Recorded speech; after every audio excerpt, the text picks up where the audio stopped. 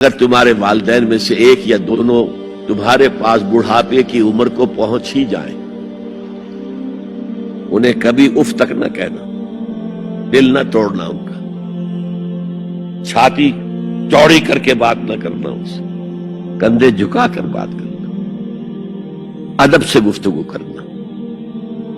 قل لہما قولا کریما واخفض لہما جناح الذل من الرحمہ، اپنے کندھوں کو جھکا کر رکھنا، اور پھر کہنا، اللہ سے دعا کرنا، رب ارحمہما کما ربیانی صغیرا، پروردگار میرے ان والدین پر رحم فرمائی ہو جیسے کہ انہوں نے مجھے پالا تھا جبکہ میں چھوٹا سا تھا۔ تو خاندان کے نظام کو مستحکم کرنے کے لیے 3 ڈائمنشنز ہیں، جیسے ایک کمرہ ہے، چوڑائی ہے، لمبائی ہے، اونچائی ہے۔ پہلے تو شوہر اور بیوی کے درمیان بانڈ آف لو، اب یہ شوہر اور بیوی پیرنٹس بن گئے ہیں، والدین بن گئے، اولاد آ گئی۔ سیکنڈ ڈائمنشن ایڈ ہو گئی، ادب، عزت، اور بہن بھائی ہے اخوت، جس کو کہ وہ کہہ رہا ہے جی ویلز بھی فریٹرنٹی، خاندان کا ادارہ مستحکم۔ یہاں ایک نقطہ اور بیان کر دوں، لیگل لیول پر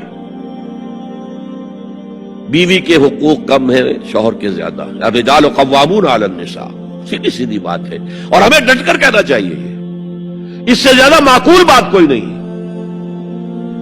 کسی ادارے کے 2 سربراہ برابر کے اختیارات والے نہیں ہو سکتے، لیکن اخلاقی طور پر جو ماں کا حصہ ہے، باپ کا حصہ اس سے 1/3 ہے۔ قرآن مجید میں آیا ہے نا، حملته امه وهنا على وهن وفصاله في عامين ان اشكر لي ولوالديك، اسے اٹھائے رکھا اس کی ماں نے، لہذا اس کا حق 3 گنا زیادہ ہے باپ سے۔ ایک صحابی حضور سے پوچھتے ہیں، حضور میرے حسن سلوک کا اولین مستحق کون ہے؟ فرمایا تمہاری والدہ۔ پھر پوچھا ان کے بعد کون؟ پھر کہا تمہاری والدہ۔ پھر پوچھا ان کے بعد کون؟ پھر کہا تمہاری والدہ۔ پھر پوچھا ان کے بعد کون؟ تو کہا تمہارے والد۔ 3 درجے، اور یہ جو فرمایا الجنت تحت اقدام الامہات، جنت تو ماؤں کے قدموں تلے ہے، یہ باپ کے بارے میں تو نہیں فرمایا۔